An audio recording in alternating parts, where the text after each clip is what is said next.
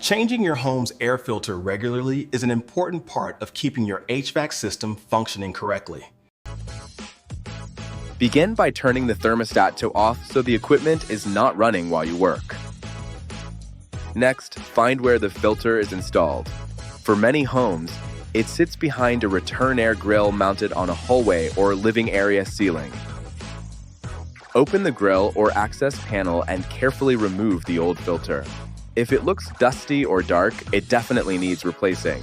Next, use a brush to remove any dust from the grill and the surrounding area.